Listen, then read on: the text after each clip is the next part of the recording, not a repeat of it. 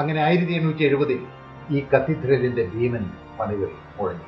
Washington സ്മാരകം വരുന്നതിന് മുമ്പ് ഈ കത്തീഡ്രലായിരുന്നു യൂറോപ്പിലെ ഏറ്റവും ഉയരം കൂടിയ നിർമ്മിതി. 1880 ഔദ്യോഗികമായി കത്തീഡ്രലിന്റെ പണി പൂർത്തിയായെങ്കിൽ പിന്നീടുള്ള 20 വർഷവും നിർമ്മിതികളും കേടുപാട് തീർക്കലും നടന്നുകൊണ്ടിരുന്നു. രണ്ടാം ലോകമഹായുദ്ധത്തിൽ ഈ കത്തീഡ്രലിന്റെ കുറെയെങ്കിലും ഭാഗങ്ങൾ തകർക്കപ്പെടുകയുണ്ടായി. ഉയരം കൂടുതലുള്ളതുകൊണ്ട് പലപ്പോഴും ഈ പള്ളി കടുത്ത വ്യോമാക്രമണത്തിന് ഇരയായിട്ടുണ്ട്.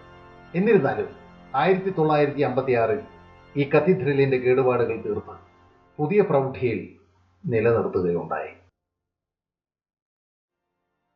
ഇവിടുത്തെ വിശുദ്ധയിടങ്ങളും തിരുശേഷിപ്പുകളും തിരുശില്പങ്ങളും മറ്റും കമ്പിക്കൂടുകളാൽ ബന്ദവസ്സാക്കിയിട്ടുണ്ട്.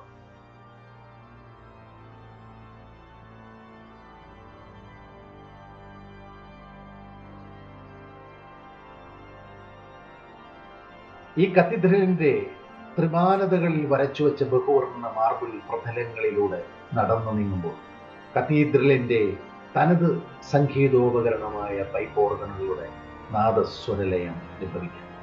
2005 പോപ്പ് ബെനഡിക്റ്റ് 16 ഈ കത്തീഡ്രൽ സന്ദർശിച്ചത് ചരിത്രമായി. 10 ലക്ഷം ലോക യുവജനതയെ സാക്ഷി നിർത്തി അന്ന് ബീഥോവന്റെ സിംഫണി മുഴങ്ങിയ ഇവിടം അന്ന് സംഗീത സാന്ദ്രമാക്കിയിരുന്നു.